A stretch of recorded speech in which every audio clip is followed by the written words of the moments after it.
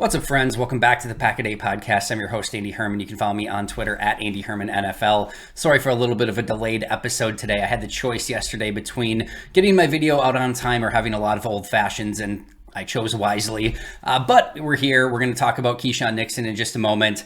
Obviously, a fantastic weekend of divisional round games that I hope you're looking forward to. I know I am. Should be really exciting. Really hoping for an eventual 49ers-Eagles matchup. I think that's a powerhouse matchup, but if you told me Giants-Cowboys won, that wouldn't surprise me. Overall, Bills-Bengals is an absolute insane game, and then you get the cheeky underdog Jaguars versus the Kansas City Chiefs, which is, of course, the huge favorite. So you get an underdog game, you get a powerhouse game, and then you get a game that could set up, like what I said, is a potential just absolute clash of powerhouse teams and Eagles and 49ers and how they play the game. So we'll see what ultimately happens, but I'm really looking forward to this weekend. Hope you are as well. Quick update on Packers coaching stuff. So for those of you who are hoping potentially that Joe Barry is going to be fired, to me, I would have thought that it would have happened by yesterday, by Friday for sure, had anything have gone down. At this point, it's just getting too far out there to the point where, like, if they do fire him at this point, you're like almost, you've really set yourself up poorly, because you're going to start seeing some of these defensive coordinators come off the board and sign with other teams extremely soon. And you haven't put yourself in the conversation to even interview or talk to some of these guys. So the fact that they would not have done it by now would be very surprising. If you look back, Mike Pettin was fired was not retained about 5 days after the season had ended. Same with Sean Menenga. Maurice Drayton was 10 days after, and we are already 13 days after the Packers last season. So Joe Barry, his last game was January 8th, and today is January 21st. So we are well past the time where they have let go of coordinators in the past, and we haven't heard anything yet. So not saying today whether he should or shouldn't be let go, but if you're one of the people that was hoping for something, it just seems really unlikely that it wouldn't have happened by now. So it does seem like Joe Barry's going to be defensive coordinator of the Packers. Never say never. Nothing would shock me if I got off of this recording and looked down at Twitter and I saw that Joe Barry had been fired. It certainly wouldn't be like super shocking. I just really would have expected it to happen by now so they can start getting in these conversations with defensive coordinator candidates. Speaking of the coaching tree and just coaching carousel, I guess, Rich Bisaccia interviews for the Colts head coaching job. And this is one probably unlikely that he actually gets the job, although you never know with the Colts or Jim Irsay.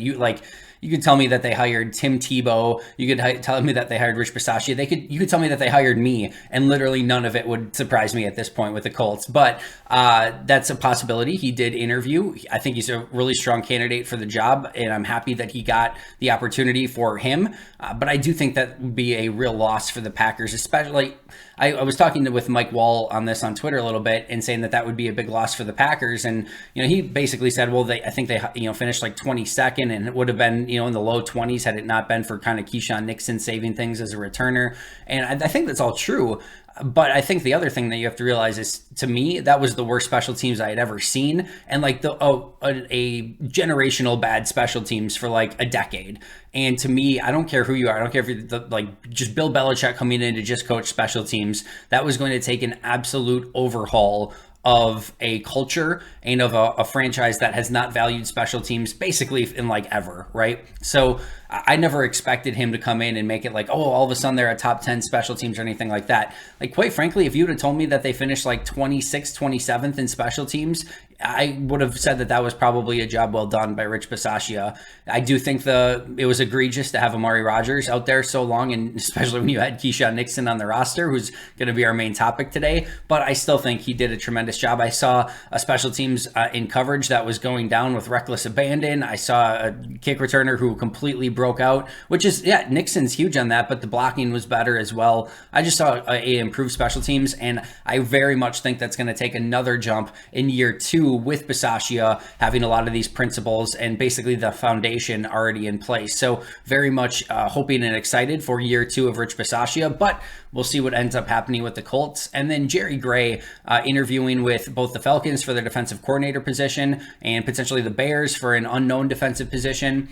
This one I have less passion about. This is a defensive backfield that was filled with veterans. Almost all of them did not, well, not almost all of them, all of them did not play up to what I would have expected. I guess Rudy Ford, Keisean Nixon in their time in the defensive backfield, you could argue or just say probably overachieved, but Amos well below expectations. Savage well below expectations. Jair, to me, I know he's second team All-Pro, but on the season as a whole was below expectations, and even Eric Stokes well below expectations. Douglas, maybe right around, but probably slightly below expectations, and maybe more egregiously, this is a veteran defensive back group, most of whom have played together in the past, who couldn't figure out how to communicate to save their lives through the entirety of the season. That's the DB coach. That's Jerry Gray. So if you told me he ends up taking a job somewhere else, not super concerned about that. In fact, I would not be too opposed to a new defensive backs coach in either scenario. So we'll see what happens with that, and kind of keep an eye on the coaching carousel in general and what happens with Rich Bisaccia, what happens with Keisean Nixon, and if the Packers ultimately keep Joe Barry. So that's where we're at. My main topic for today is Keisean Nixon, and there's been some conversation. Actually, it was on a radio hit I think a couple weeks ago, last week, I forget which one it was, but asking like how much would you prioritize Keisean Nixon? And it's an interesting conversation, right? Because he was the league's best kick returner, first team All-Pro kick returner. He played really sound at corner and slot corner when he was in there. Didn't play a ton of snaps. And you're like, the question then becomes, all right, what type of value does that player have? And I'm sure first team All-Pro, Keisean Nixon and his agent are going to be asking for a lot of money. And there's not a lot of money for Green Bay, first of all, as we went through some of those blueprints and scenarios this offseason. And maybe more importantly, you look at what Green Bay is going to want to value and potentially bring back and all those sorts of things. Like, it's maybe kick returner just doesn't end up getting valued there. Personally, I think that would be a mistake. So first of all, yes, he's a first team All-Pro. And when we look at what type of value that has. So let's look at Cordero Patterson. And this is not a perfect apples to apples, right? Because I think you can make a very strong argument that take kick returning away, right? Take kick returning away, that just as field players, Cordero Patterson has a lot more value than Keisean Nixon did. All right. I think that's fair.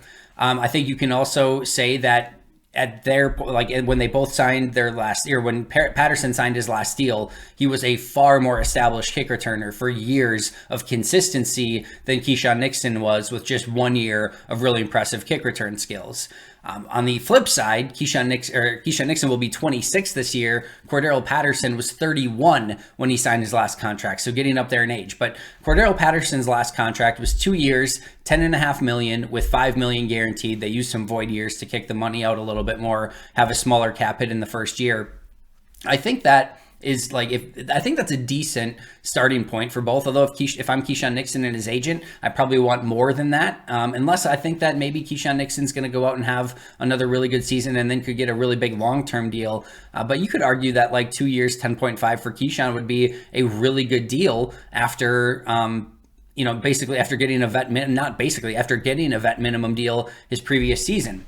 Let's look at him, let's take the kick returning away, which is obviously his key value, but just as a corner, I would argue that he played as well, if not maybe even slightly better than Chandon Sullivan did at slot corner when they were both in there. Now, Chandon Sullivan had a much bigger body of work, but there were some extreme fluctuations with Sullivan in that larger body of work, whereas Nixon was pretty darn consistent in his minimal snaps at corner.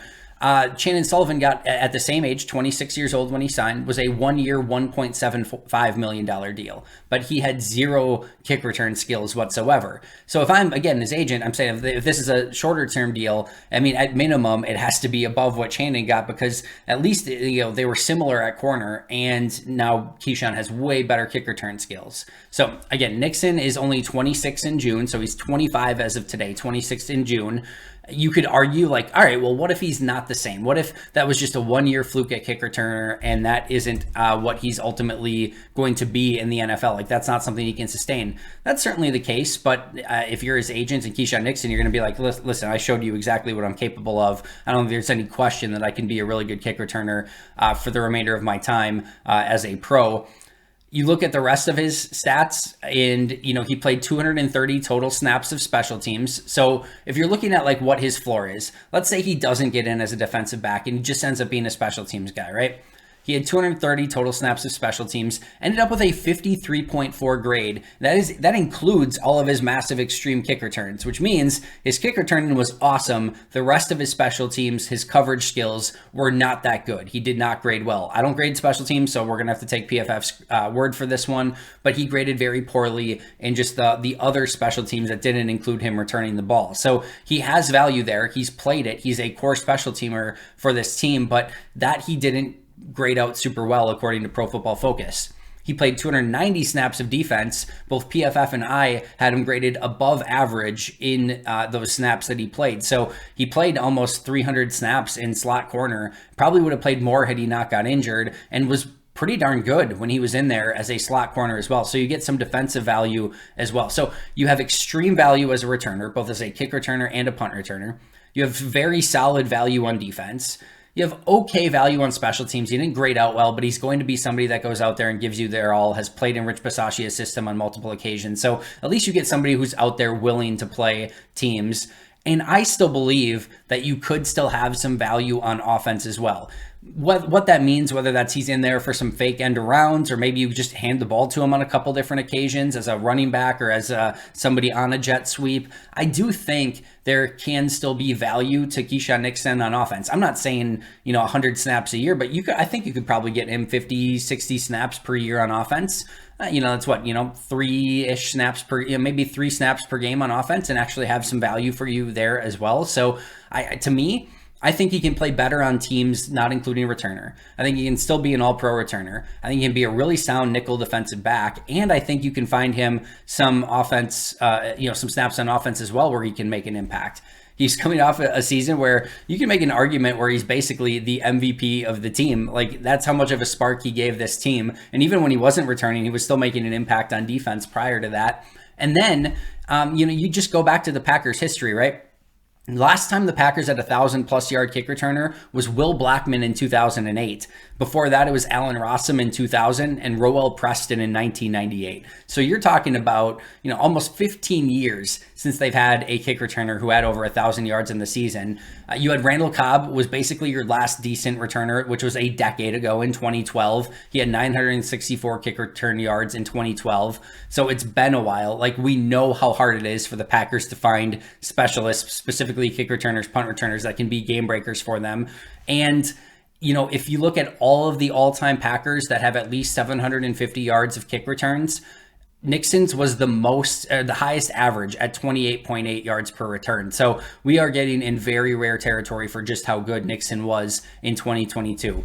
He's a great locker room guy. He's a special teams leader. He is a spark for this team. And regardless of what direction that you go in, whether that is you're going Jordan Love and you're going tanking, and you're not tanking, but you're like rebuilding, well, in that situation, you're probably going to be returning a lot. And it would give at least something to watch with Keyshawn Nixon getting all of those returns. On the flip side, if you're going in and trying to compete, this is an offense that was pretty darn bad in 2022, and getting your offense set up in much better field position to give them more opportunities for points or just getting points on their own, that's Keyshawn Nixon, right? That's the guy that you want setting up this offense for success, whether it be via kick return or punt return. So I'm all in bringing Keyshawn Nixon back. I do think the contract's going to be very interesting, but even if it's around like $5 million, you can play with that a little bit, where it's probably only $2.5 million, $2 million, maybe $3 million on this year's salary cap, which is completely doable. And I just think you got to find a way to get that done. So count me as a yes when it comes to prioritizing Keyshawn Nixon this offseason. That's going to do it for me today. Enjoy a great weekend of football. I'll be right back here tomorrow. But until next time, and as always, go Pack Go.